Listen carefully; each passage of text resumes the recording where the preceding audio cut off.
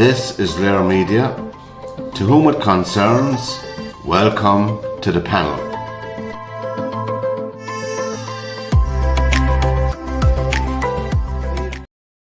Good evening, everybody. Welcome along to this edition of the panel on raremedia.tv. Don't forget to press the red button on the right hand side to subscribe to our channel. You can find all the shows up on our YouTube channel on raremedia.tv. Good evening, Mary, and welcome. Hi, how are you? And there's just Mary and myself holding on the fort tonight, and we have the usual. We have Hugo as well. He's entering into the fray tonight, is he? Yep. Yeah, Hugo wants to participate tonight. Goodbye. You'll be out here now soon. Anyway, what was I going to say to you? We had the sad news this morning, and of the passing of probably one of the most iconic actors in recent time. He'd be there with a handful of greats like De Niro, like Clint Eastwood, like people like that. And he was Gene Hackman. And he was found dead in his house with his wife and dog. And now the police are probably looking that it's not, may not be an accidental death after all. Just today it's on the wires now, but it's very, very early, so we're not going to say too much about the thing himself. But I mean, the iconic character he played in 1971 is there, in the middle of your screen, the famous Popeye and the French Connection. It was an amazing film for the time, and all the modern characteristics of filmmaking was first. Didn't he star in Mississippi Burning? He did later. That was in 1988, I think. Absolutely incredible in Mississippi Burning. I've seen it a few times, and It's a film that I find very hard to watch. I just always find the KKK movies and anything to do with the persecution of blacks in America. You think somebody that has done their research on Nazism and childhood under Nazism would almost be desensitized to a lot of it, but I can't. I could actually watch a Holocaust movie quicker than I can actually watch a film like Mississippi Burning for some reason or other, and mainly probably because I've I've almost kind of tried to build up a kind of a barrier when it comes to Holocaust literature. Sometimes some of it is just beyond coping with, but I couldn't watch Mississippi. I spent most of it turning away, but I do remember Hackman's performance was just out of this world in it. But it's awful suspicious. I mean, the dog was found in a closet. Two other dogs were alive. Gene Hackman was in a mudroom on his side, and his wife was in the bathroom on her side with the radiator. The radiator had fallen, and there's no signs of carbon monoxide poisoning. No one had seen them for weeks, and it's just quite sad that a couple can go for 2, 3, 4 weeks without anybody checking in on them. Now she wasn't elderly or anything. No, she was 63. 64, I think. But the fact is, to not have anyone checking on you at that age, did she not have friends? Did she not have family? Okay, he was 94. Was there nobody that cared enough to actually check in on them? Someone said there on the news a minute ago that they hadn't even been seen since 2024. They hadn't been out and about since around 2024. That's absolutely tragic. These people are put, the likes of Gene Hackman, on a rightful pedestal artistically for generations, and suddenly at 94 years of age, nobody has checked on them in weeks. I find you find that trend in every country where you reach a certain age and you're discarded by society, not on purpose, but by But his wife exclusion. wasn't. His wife Yeah. was of an age where she should have had friends and family, unless she felt in some way kind of because of the age gap, maybe it caught up the age gap. I don't know. 30 years, 60, 70, 89, 30-year age gap doesn't seem a lot. Well, no, not when you're younger, but when you're that age, when you're 95 and 63, like it's a huge, huge gap. It's a huge gap when you have no friends, when your friends are all Dead. surrounding well, yeah, but when your friends are surrounding your husband, or they're your husband's Yeah, friends. yeah. I mean, my dad now, everybody he worked with are all dead. He's 95. So, all your direct friends that you worked with and that you socialized with, you drank with, are all dead. Just an awful way to see anyone die, a lonely death. But it's very suspicious. I mean, both of them is apparently fell suddenly. It wasn't as if there's no signs of carbon monoxide poisoning at all. But both of them and their dog. And why was their dog in a closet? There you go. I don't know all that. Hopefully, there'll be some answers given in the next couple of days, but it's a sad way to end such a sterling. Willem Dafoe was in that Mississippi Burning as well. And Frances McDormand was, I suppose you could say, the love interest. She's married to one of the Coen brothers, the Yeah, famous filmmaker Coen brothers, she's an Frances incredible McDormand. actress as well. But Yeah, she was in that film Three Signs or something outside, whatever it is. So there recently, what she was in no, that I just thought he was Fargo. She was in powerful. Fargo. Mississippi Burning was powerful. But when I first went to see it in the cinema, I literally couldn't watch it. I spent most of it with my hands across my face, and every time the music would speed up, or that I couldn't look at it. I really couldn't. Well, I couldn't look at, and I didn't want to think of. This was ever before I went down the road of doing my research on childhood under Nazism, but I couldn't face at man's inhumanity to man when you were looking at it. It was just horrific. And then I watched it, I suppose, about a year ago again, and I still found myself hiding for most of it. well, a powerful film, of course. I saw a documentary recently on the Ku Klux Klan. The Ku Klux Klan now is not what it was, thank God, in the 30s, the 40s, the 50s, and 60s. It's in decline, as they say, but there's been many manifestations. I think they reckon in the United States of America there's only around 1,500 active members of the Ku Klux Klan, which is away Fifteen from the hundred too many. It's yeah, fifteen hundred which is a long too ways many. away from the 5 or 6 million that were in at one time. So you can imagine that these kind of movements are of their times, thankfully. And anyway, that's the sad demise of Gene Hackman. And we're sorry to see him go. I suppose that there'll be. He was in that film that Clint Eastwood directed and acted in, Unforgiven, a western there, more recent times. He played Little Bill. He played a very nasty character in it, and he met a nasty end. Anyway, that's just their media's program and the panelist program here on their media, and we will be increasing our participation in the panel over the next couple of weeks. There'll be a few familiar faces from back when coming back on with us again, so we'll have that to look forward to now.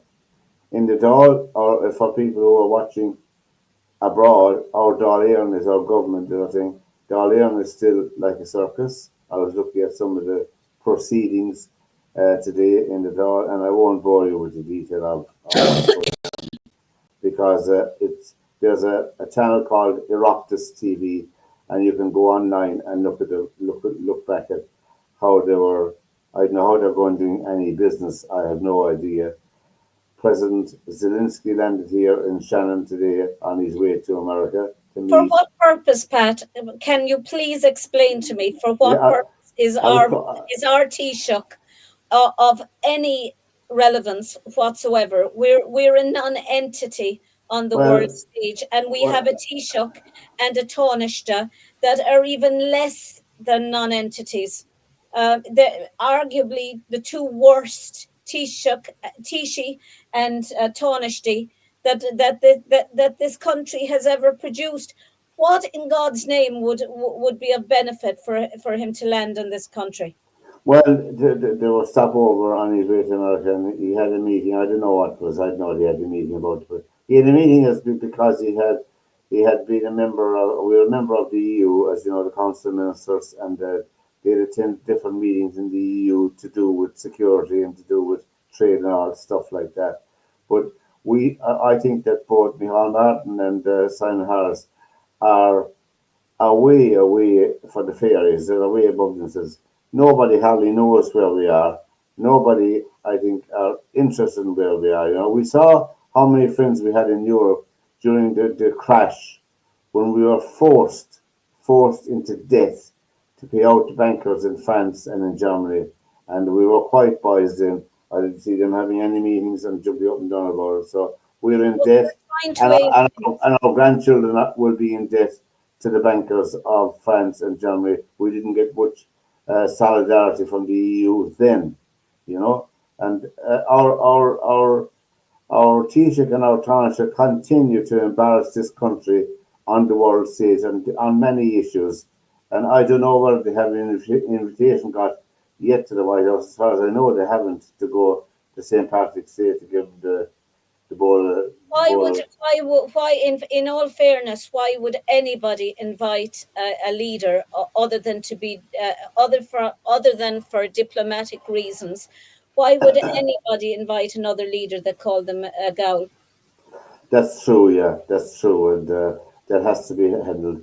I saw recently I read a story where there was a delegation going over to Palestine from the EU, led by the Sinn Féin MEP Lynn Boylan, and they landed in Ben Gurion Airport, an airport that I know myself.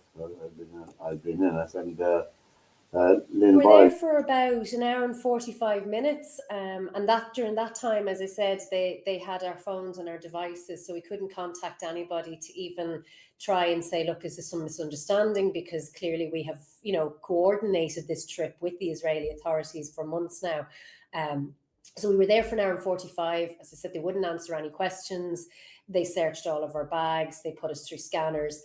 And then they just said, you can take your bags now. And they walked us out of the room. So we thought, okay, we're now being allowed to leave the airport. And they just walked us back to basically the gate, and the plane that we had come over on was then returning back to Brussels. So we were made wait at the bridge while everybody else boarded the plane. Passengers were able to see that we were obviously seen as a security threat of some sort. And then we boarded the plane last. So we had a situation where you had passengers photographing us and sort of making abusive comments as they were passing by boarding the plane, and then when we got onto the plane as well. Well, I mean, Lynn Boylan, in all her wisdom, she should know that words matter and actions do matter. And herself and her party have paraded terrorist insignia belonging to Hamas for the last 18 months or so in this country and around different rallies. And they think, in their wisdom, that there won't be consequences. There are consequences for every action you take, no matter how small or big. And Sinn Féin have been the supporters of the terrorist organisation Hamas for a long time. That has taken note on the world stage as well. It's a very small world now we're in with social media and all. So I'm not surprised that they were turned back and not allowed into, you know. Well, the thing about it is, I mean, Lynn Boylan and her ilk have been, for many, many years, have been pushing for boycotts of Israel. Indeed, I attended an event one time to just to see, was it actually pro-Palestine or was it anti-Israel? There's a vast difference. You can be pro anybody you like, as long as you're not looking for violence towards another group. And I mean, it was absolutely horrific, the things that were being said. And the likes of Lynn Boylan have been propagating the idea of boycotting a democratically elected country for many, many years, and she had the unmitigated gall to think that that country would actually or should allow her in. I mean, that would be like somebody trying to boycott Ireland and then wanting to come in so that they could go up the north to get goods, or go up the north to talk to Sinn Féin, or to talk to the UVF or whoever, or I mean, are they that completely devoid of any mental capacity that they would think that they should be allowed? No. I mean, could they not have gone through Jordan? The words matter, and to the tiny 1,400 or 1,500 Jewish community in this republic that have felt under siege for the last 2 years through no fault of their own, by people like Lynn Boylan, by people like Paul Murphy, by people like Richard Boyd jumping up and down in the Dáil, spouting victory all day after day, and allowed to do so freely.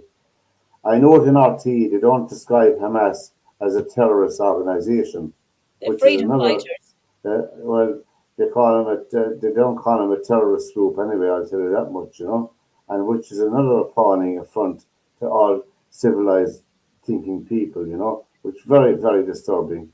Very, and I don't like to see violence on any side. I don't like to see death of innocent people on any side. But I have no compassion whatsoever for terrorist organizations and people that, I mean, the October 7th was just horrific. And what was done to Shiri Bibas and her two beautiful little babies. There's a vast difference between somebody being killed.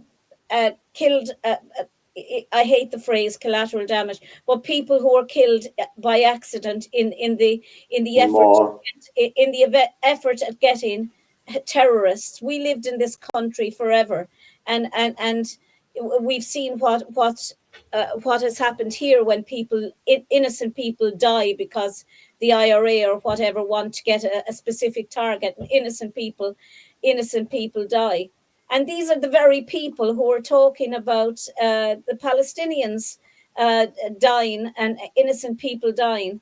And they're right. No one likes to see innocent people dying.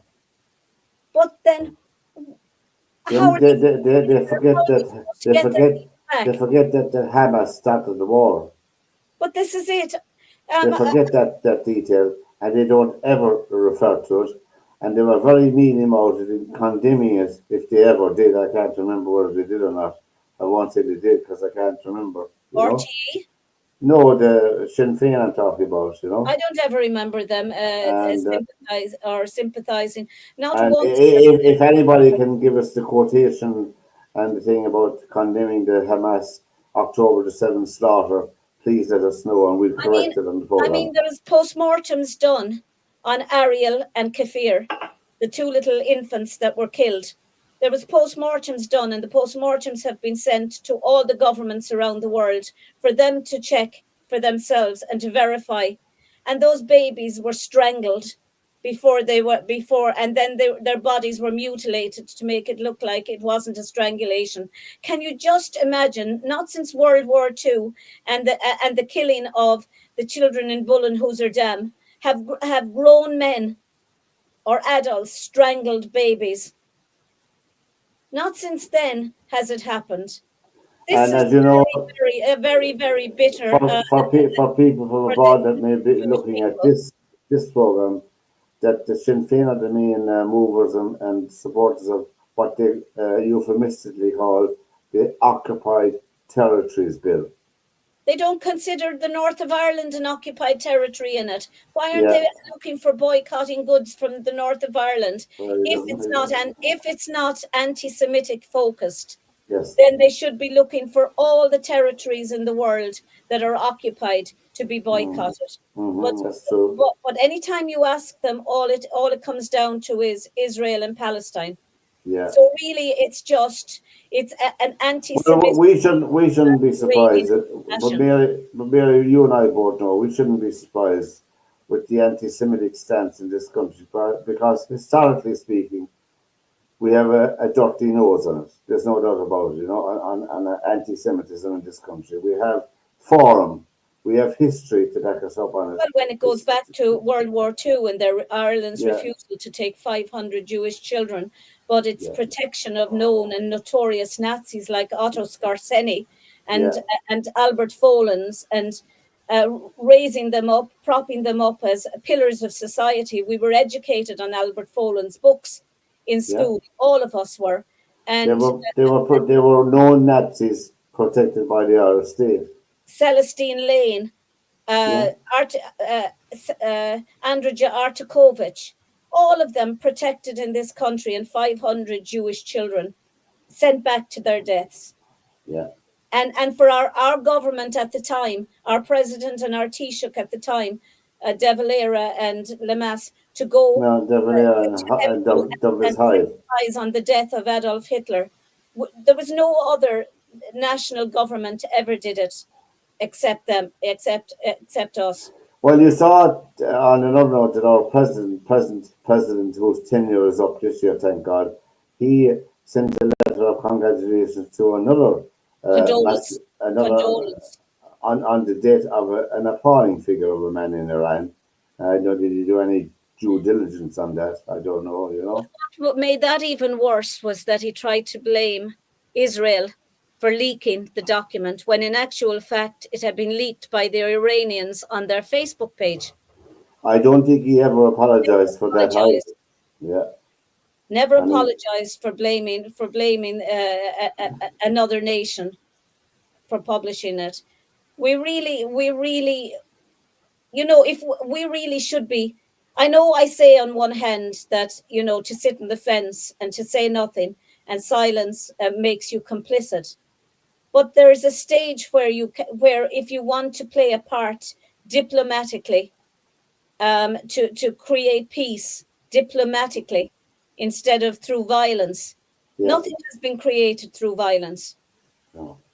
I just hope that the peace between the Palestinians and the Israelis will happen, and that it will be long-term peace, because both, there are innocent people. I'm sure there are innocent people on the Palestinian side as well, and if they can live in peace with their neighbors. What about Donald Trump's idea to turn it into the Las Vegas of the Middle East? I think that's I know that is just a way of, Pat, as well as I do, that's just a way of saying, like, okay, if you don't want it and if you want to mess it up, I'll take it. And straight away everyone jumps into place, and the last thing they want is Donald Trump opening a Las Vegas. God, that'd be the last thing anyone would want. We'll take a pause for a minute for one of our favorite men here. And here's the other drill. Jesus was an only child, because thank God, who would want to be Jerry, the brother of Christ? That's a tough gig. Come on, Jerry, we're going to the beach. Oh, great, Mom. Yeah, Jesus is going to walk on the water, feed everybody, heal him, and get a whole bunch of disciples. I'll sit there with a rash and sand in my ass. Great day for me. He ends up in a bar at the age of 30 going, yeah, I'm Jerry Christ. Whoop-de-doo. Yeah, I healed somebody. Here, Spot. Come on, boy, heal. Yeah, look at that. Yeah, my brother. Yeah, Jesus, he's a carpenter. I'm a plumber. You do the math.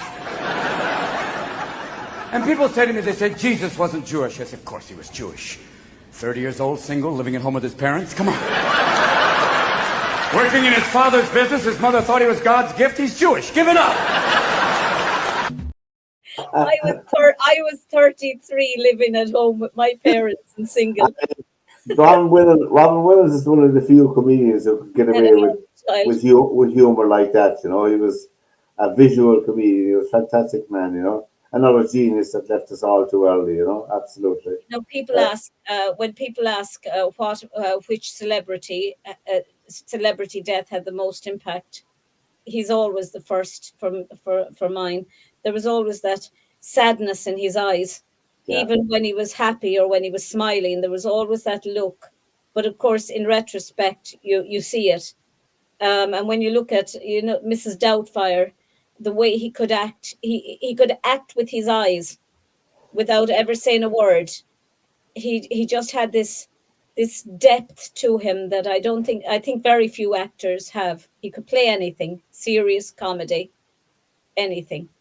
I think he was phenomenal. I know we're talking about this in the poem about death and the RIP.ie, but unfortunately, some people might say it is more suitable to RIP.ie, but fine, we don't mind the jokes. But another wonderful artist left us during the week at 88 years of age, Roberta Flack. Now, for all of you younger people who may not know Roberta Flack, we have a good connection in this country with her music because the wonderful Ewan MacColl, who wrote the song, The First Time Ever I Saw Your Face. Now, when Ewan MacColl wrote that song, Peggy Seeger was having an affair with Ewan MacColl, and Peggy Seeger decided that there's no future in this affair with Ewan, and she decided she'd go back home to America. But she went home to America, but he had written this song, and he had wanted somebody to hear it, so he rang Peggy Seeger in 1957 when he wrote the song, and he sang the song. You can imagine through a telephone line, but she got the gist of it. Peggy recorded a lovely version of it, but Roberta Flack's version. The funny thing about Roberta Flack's version is she recorded an album with that song in the album, and it was what we call a slow burner of an album for her, you know. But Clint Eastwood was starting out in film at the time, and one of the first films he directed himself was Play Misty for Me, a wonderful film, a great film. But he included that song, The First Time Ever I Saw Your Face, in the 1971 film Play Misty for Me. And as you know, Clint Eastwood was a wonderful musician as well, a wonderful piano player.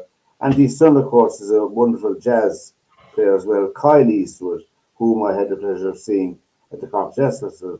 But anyway, that's Shinsuke Ella. But Clint Eastwood included in the song, in the film Play Misty for Me. And it took off after that. That song really, you know. You know, I mean, obviously, I knew the song, and I had heard it many times, sung by Roberta Flack, and it was extraordinary. You know, it was just the penultimate version. It really was. But I heard a very good version of it on X Factor a few years ago, and he won the X Factor outright. It was what he did it for. It was just beautiful. It was Matt Cardle, and he sang it. It was just so beautifully sung, so pitch perfect, such a beautiful tribute at the time. Always remember it, that and I always thought if Roberta Flack is listening to it, she'd be so proud to actually hear the version. A beautiful version. You should look at it, Pat. Really is. I will have to show. But Roberta Flack herself wasn't just a one-trick pony. She was a wonderful artist. But that's the only song that some people associate with her. But anybody who followed her career, her singing career, and her recordings would soon come to terms with her wonderful artist she was. And she'll be missed, of course, obviously, you know. But another one of the greats, gone to her eternal reward, we hope. You know, that was Roberta Flack. Now, I mean, I used to buy a Sunday paper every Sunday one time, you know, and I gave up buying. I gave up buying them because people might laugh at this, but I just simply didn't have the time to read some of the newspapers because there was 3 or 4 sections to the newspaper, taking the whole day to read it. But I bought the Business Post last Sunday. The reason I bought the Business Post is it's not just business articles in it. There are many articles on different aspects. And it was €4.90, almost €5 for a newspaper. So I think it's a bit high to buy a newspaper, you know, €5 a week. And well, anyway, what was I going to say? I bought it last week. There's some fantastic articles, and I'm just looking at the day. I forgot to bring it over. Why would you buy a paper when you can read most of it online? Well, you can't read some of it online because you must subscribe to read it online. You can't read them. That's only a fallacy. You must pay it to subscribe to read them online. So There's nothing free anymore. That's what I'm trying to tell people.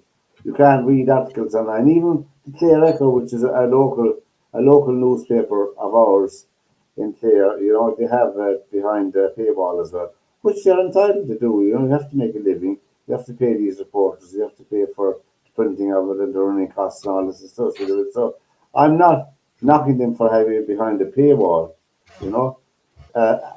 Consistently there's been a discussion both in the media, in radio, television, about the housing crisis in this country. But it's going on for the last 10, 15 years. And there seems to be very little opportunity or suggestions how we come to solve it. And getting back to the business post that I bought last Sunday, Glenveagh, Glenveagh, are one of the biggest developers and builders of houses in this country. And they have been entrusted by Dublin City Council to develop and build houses on the Oscar Traynor Wood residential development in Coola, 800 units. Now, one of the reasons why we made so little progress and we didn't meet our targets, people have said, is the planning process. The whole planning process that you have to go through, it's too long, too slow, and overburdened with red tape. I'll just read out this bit here. This is an article written by Owen O'Hare for the Business Post. And construction work at the 800-unit Oscar Traynor Wood residential development in Coola has been on hold since officials identified work that they claimed did not comply with building regulations at the end of last year. Okay? They came out and said, you can't do that. Then they themselves are disputing the findings and said that the building practices under scrutiny were not only in keeping with industry standards, but acceptable to other authorities for similar housing developments that they have contracts with. And Stephen Garvey, the CEO of the listed builder, invited Dublin City Council to the site on Friday and told them that they wanted them to rip up and relay the foundations of over 400 homes they already had done. It would cost Glenveagh over €6 million. This is the kind of nonsense and rubbish that's going on in this country. Absolute nonsense. This is, to me, smacks of people who are appointed into positions, different jobs by City Council, and trying to justify their own positions. And this is what they come up with. I mean, to me, this is astonishing. It looks, the whole development is stopped, paused. Do you know what I can't understand? And maybe it's I suppose, the revolutionary in me. I just don't understand when someone buys a property and they spend what? They spend maybe 100,000, 200,000 on a plot of land. They decide to build. They enlist civil engineers, architects, and so on and so forth who come up with a design. And then they have to submit that design to a suit, if you like you when you worked in the Department of Transport, Pat, with all due respects. Somebody then that just comes along and looks at it and says, I don't like that, they can't have it. People wanting maybe a big window, an open window on their house, on their land that they've bought, and that they've hired the architects who are qualified to know what will suit an area such as their plot. And then they're told, no, you've got to have one line down the center of a big open window overlooking nothing, overlooking no other area that's ever going to be built on. But they have to comply with regulations.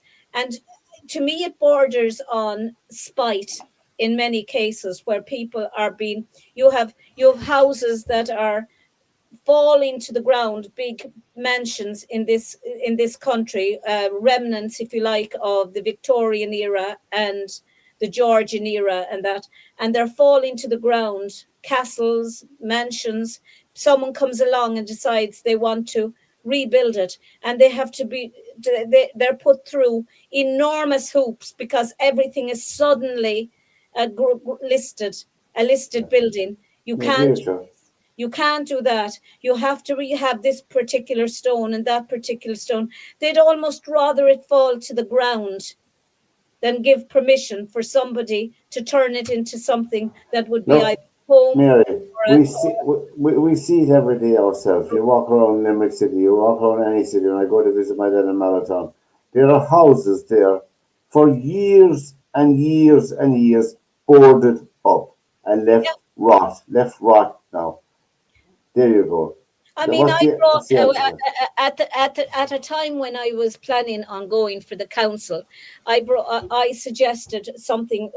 It wasn't my suggestion in the sense that it's already been done. It's a tried and tested policy where you had this in England, in Liverpool, they had whole areas of houses that were boarded up, and they came up with this revolutionary idea of giving the houses to people on the list who had family members or friends who were tradespeople and could guarantee that within 5 years that they themselves would bring the house up to a living standard. And for 5 years they had to prove that the house wasn't for sale, for lease, for rent, or but that it was just for family living. They were given the house. They had to show, and after the 5 years, they were given that house, the keys to that house, and rent mortgage free. The house was entirely theirs because they had put in all the work and complied with the regulations. And of course, the headline in the paper were Honan's houses for a euro, because that's what it was in Liverpool. They only had to hand over £1, and that house, it was just a token, handing over £1. They had done all the work. They had maintained it. They'd lived in it. Nobody had rented it from them. They had complied. They had brought it up to the state to live in. They had spent all the money. They renovated an entire estate this way, and then they brought it in for businesses that no one could find or trace the ownership of. Business units, yeah. Business units.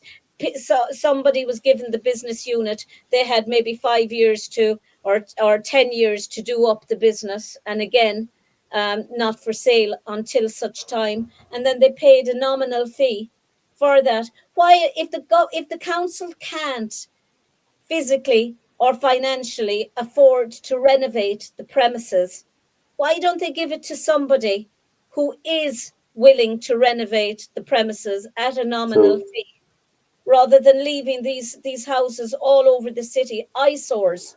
We've been talking about this. I was looking back at some old poems we did in another incarnation. We used to have a poem called "You Cannot Be Serious," and there was 7 or 8 of us on it every week, and we used to have a good laugh. But we covered many of these topics over the last couple of years. But they were supposed to build. I'm sorry for interrupting, but it's absolute greed to hold on to property. The council holding on to property, they know they will never have the money to renovate. The problem about that, Mary, is this. Sorry for cutting you off. Is that when you have people in Dáil who are entrusted to make decisions, they are already landlords of many premises.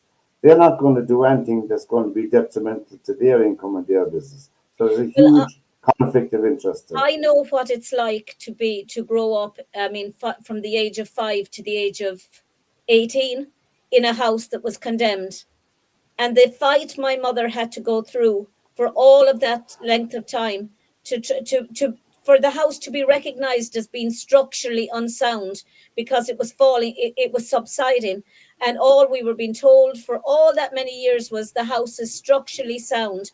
They were sending engineers in left, right, and center. In the end, she refused to allow them in the door of our house because she said, you think you're dealing with a fool, but I can tell you now, you're not. We finally got out of the house when I was 18. And 2 days later, the house fell to the ground. The ceiling collapsed like a deck of cards.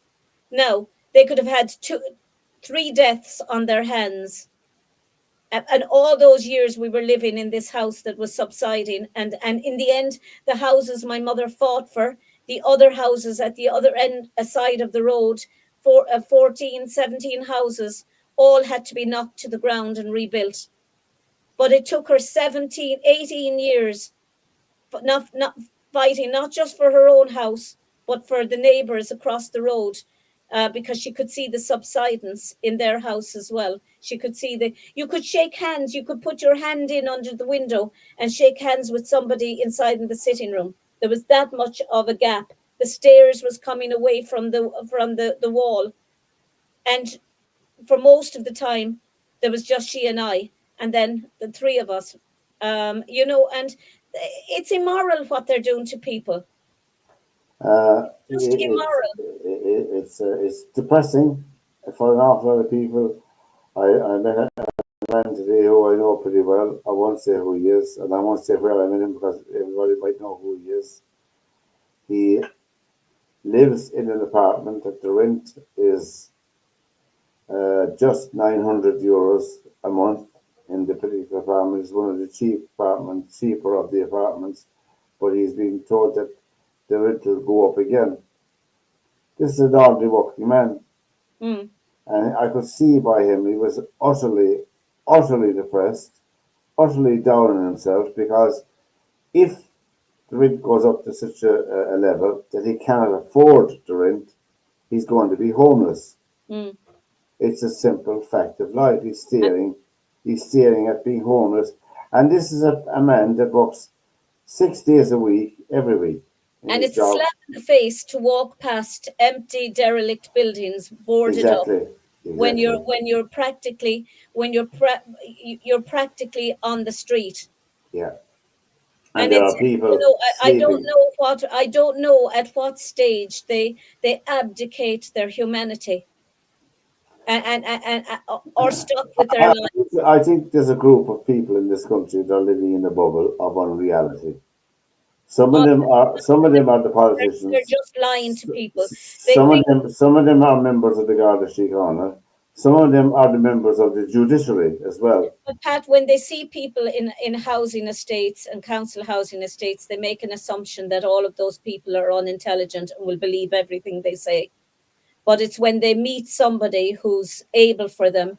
My mother was only 4'7", but she was a highly intelligent person, and she was somebody who, once she dug her heels in, she fought like a tigress. She just never gave in. But by God, it was some fight. 18 years was some fight for what? No, wouldn't have been 18, 17, 16, 15, 14, 13 years from the age of 5 to the age of 18, living in a house that was built on rock and not foundation. People think, generally, people in power think, because we have elections and you're entitled to vote, they think we have a democracy. We are very far from it. Only barely over half the members who are registered to vote voted in the last general election. The vast majority of people in the other side, over the other half, did not vote or cast their vote. And people never ask the question, why was that? Why didn't they vote? You know? And it's a very fickle thing, democracy, as I say. The program is the panel on their media. We're here every week, so tell all your friends about us, and don't forget to press the red button on the right hand side to subscribe to our channel. To be very much appreciated. We're going to take a suspect. Hey y'all. Staying too long at the honky tonk, spending too much just to tie one on. A little less right and a lot more wrong. Sounds like something I do. I never had a reason, girl, to go around looking for a fire to walk through. Ain't like me to want somebody rearranging all my want-tos.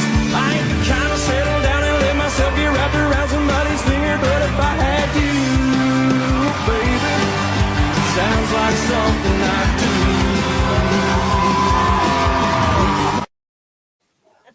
Not to take away from, I'm sure what you were from. That song was again on America's Got Talent, and they came out and they were country. Fellows from down south in America, and they came out and Yes. performed. Pat, it was like rather than an audition, it was actually a performance. They were incredible. He was like the Texan Elvis, that kind of way. He was just phenomenal. That's their song. Sounds like something I do. Um, but we can't play it. I don't even know. We'll probably get a strike on that, and I'll be writing to them looking Yeah, for. well, it's only for 46 seconds, so we might be all right with the time, you know. But just we were talking about the the housing situation in Ireland, which is poor. Now, we want to tell you about something between Mary and myself. Last year, we had the very first AirMed Mental Health Conference and Wellbeing in the Hope Cafe in Shannon in County Clare. Now, we're running it again this year. It's a free conference, free for everybody, and we urge you all to attend. It's on Friday, 21st of March, from 9 a.m. to 6 p.m. There's some fantastic speakers. We're getting the leaflets and the posters done up as we speak, and we'll be going on to all of you locally and around the Midwest to let you know that it's on. Father Iggy Clark, who's a counsellor now, will be one of the keynote speakers at the thing, and he'll be introduced by our own All Ireland winning captain and manager Brian Lohan will be introducing Father Iggy. Well, he used to be Father Iggy. We have speakers every hour, and next year, please God, we hope to have it over 2 years, over 2 days. The second day would be for where people could come and learn a little bit about yoga, spend some time doing yoga, mindfulness, meditation, breathing techniques, and different things during the day. And if people want stands at it, if there are mental health organizations out there who'd like to have a stand at it, please send me a private message if you wish. And if there's anyone would like to sponsor a spot prize or anything for it, please contact us as well. If you know Pat, contact him. If you know me, contact me. Our email is at the bottom of this, but it was hugely successful last year, and hopefully it'll be just as successful this year. So it's put in your diary, Friday the 21st of March, which is a spring equinox, 9 a.m. to 6 p.m. on the Hope Cafe in Shannon here in Smithtown. And it's free. It's free. And it's free conference. And you can come and go. There'll be tea and coffee all day for you in case you're thirsty. Sandwiches. We won't be supplying anything stronger than just tea and coffee, lads. Sorry about that now, you know. That's the way it be. But anyway, we'll have another laugh. England. English, right. Waiter, there's a fly in my soup. Oh, yeah. Angleterre, 3 points. France. Waiter, there is a fly in my soup. Do not worry, sir. The spider on the bread roll will get in.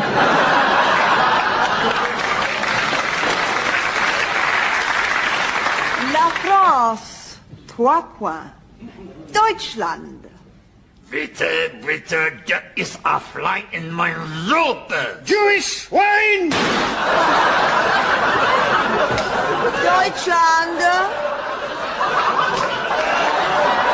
Deutschland, 6 Punkten.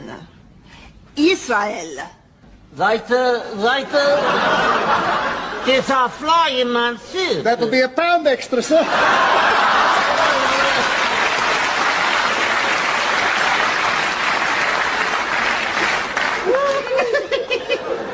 Israel, 3 points. Ireland. Waiter. Yes, sir. There's a fly in my soup. Don't worry, sir. I'll save it.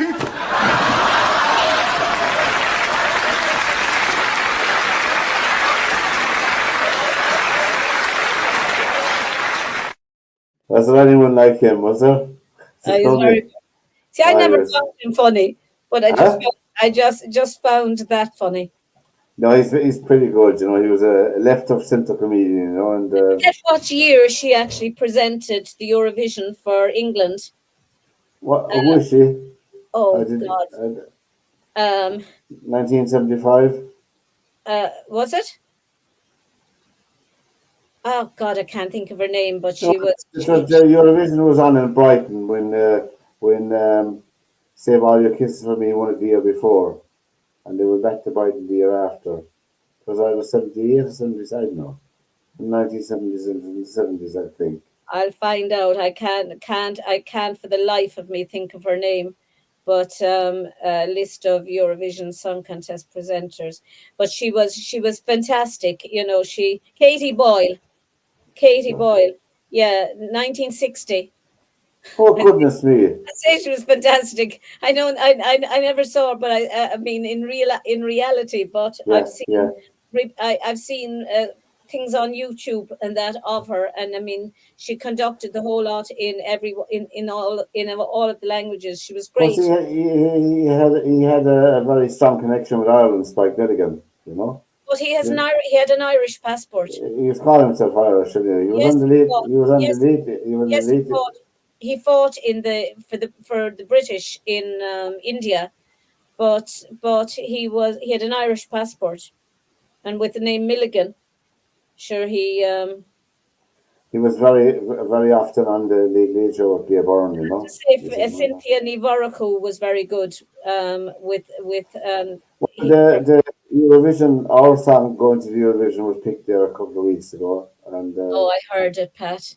I'm not an expert in the Eurovision, but the British song I thought was pretty good. I like I that, love you the know. British song. I absolutely love. I think the British song. It's sad it won't get the marks. It probably won't. Well, it will get into the final because they're They're they in the final. They're a permanent member. they'll get into. But it deserves a lot more than it'll actually get. The Irish one, better than last year, way better than Now last year, there's but way poorer than last there's year. a tribute concert coming up in the what's the name of it? Lime Tree Theatre in May, and I failed to get tickets or sold out in a matter of hours anyway.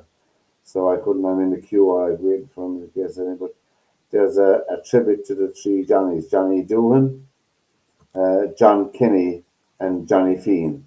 Johnny Doohan, we all know as singer songwriter. Johnny Feen was part of Horstips. He lived here in Shannon, and his sister, I know his sister very well. And John Kinney, we all knew from Unbelievables. And they're having a tribute night. It's packed out, it's sold out. I'm delighted that it's sold out. I'm sorry that I couldn't get a ticket for it, but I'm delighted at the same time it's sold out. So well done to Sharon for that. And so that'll be a night to look forward to. I think it's around the 20th or 21st of May, but you can check the details online for it anyway, you know. It's in the Lime Tree Theatre, so you can go on the website of the Lime Tree Theatre and thing. Next week, we're going to do our own small little tribute to Noni and to Tom and Pascal. Noni and who they're two characters, two women. I don't know what they were called, Noni and someone else. Someone will tell us anyway, you know. I actually performed for them for You Tom. did? Well, yeah, I mean, he used to have this. How do you mean performed? That has different connotations. So I was an Irish dancer, and he used to run a Christmas when I was a child. He used to run a Christmas pantomime called Christmas Crackers, and I actually danced at it. I always found Tom O'Donnell fantastic, and Lord rest him. And later on, he used to be on radio, and I used to answer the phones for him while I was in Bunratty. I was actually in Cabaret in the Limerick Inn at the time, and I always answered the phones for him. I think it was live 90. What was it? Limerick. RLO. He worked for, but at the time he had his own show. But years later, he used to drag. If you went in with questions from the audience, and if he was short of a guest, he'd start asking you questions in the middle of it about Cabaret and to fill up the time. Yeah, well, yeah, and it's funny. Years later, my neighbors used to say, "God, they were playing back some of the old videos or old audio tapes, and we heard you, Mary, on it, and you know, it was great. I would have loved to have been able to listen to back to them because I liked Tom. I didn't know Pascal very well. They were old when I was a child anyway. I suppose old. What's old? You know, when you're a child, you think anyone over 40 is old, but it was always very good to me, and and well, we hope before we finish tonight, we hope that peace will come to the Middle East and peace will prevail in the Ukraine and Russia as well. Not everybody may be happy with the outcome, but at least to stop the slaughter is it's got to end. It's got to end, and it takes somebody with, do you know, it takes somebody who's not going to try and end it through violence, but end it through strength and through peaceful means, through negotiations. I was listening to it tonight, and I thought what was absolutely fantastic was that there really seems to be now somebody that's actually. That was our Katie Boyle, was it? Katie Boyle. That was Katie Boyle. For people who may remember her now from the Eurovision. That would have been she 1960 Eurovision, yeah, she was a mainstay on TV really. Yeah. But what was I saying? I was listening to it tonight, and really, you had Keir Starmer, who I really can't suffer, and I think he's destroying England. But he was on there, and they were talking about bringing peace soldiers, if you like, to between the two countries, and that each will have to give so much, you know, in order to gain the peace. But Keir Starmer who thinks that men can get pregnant, is it? I think, well, you know, I mean, I think that basically anyone that, you know, the fact that the Americans will be in there,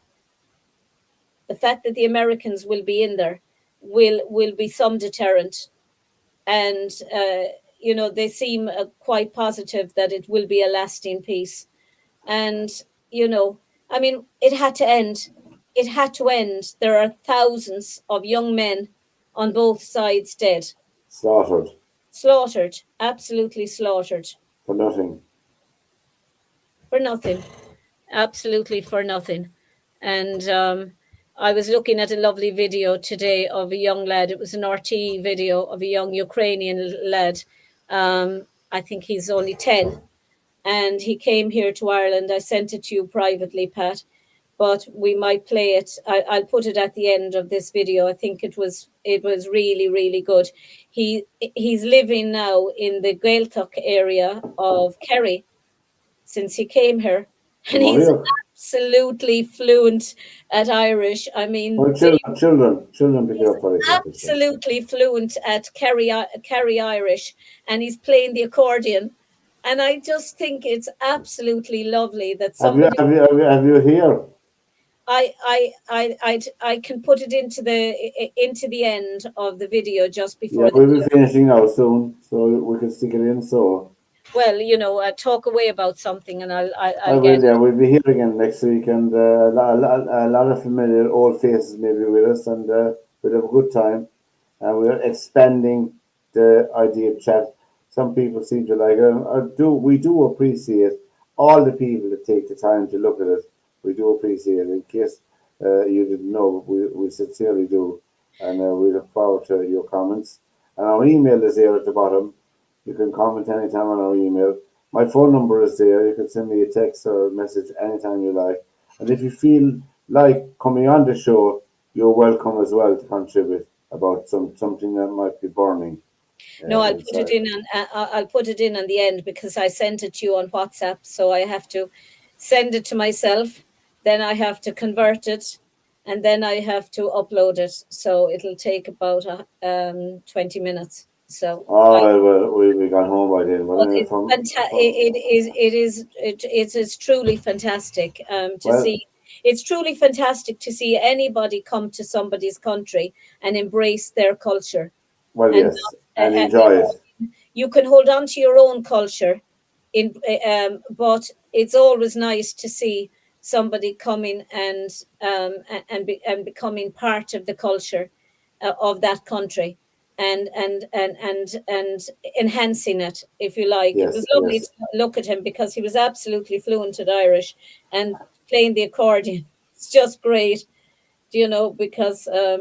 By the way, next Sunday as well, on a parochial note, Clare will be playing Limerick in hurling next Sunday, the near neighbours of ours. So we wish 14-year-olds to put it on in the Gaelic grounds in Limerick. So at 3:45, I think. So something to look forward to. But for this edition of the panel, from Mary and myself, thank you for watching, and don't forget to make a comment anytime you like it. If you want to come on the programme, you're more than welcome. Good night from Mary and myself. Good night. Nuair a bhí sé crán níor a bhéon cheola gom dúis bhí sé go hána se gom ach tar éis leabhlíonn bhí sé gom anna bha agus tar éis bblion a bháin bhí dúirt Montóir Michelle hasí sa scoil, so dúirt sí hasí chun dhéana cleachta domsa le busca ceol, so anéis busca ceol héana gom. Ha porta hálum na going, where is the cat? Cábhfuil an chap. So, ashe na hapig. Ska henne wasna is shement. Timppel of bblion ó hin nuair a dhéigint. So, bhí sé cleachta, bhí Montóir Carúlam, so annach chuid porta gom, sément, ashe go maith gom. Spredáil an busca ceol.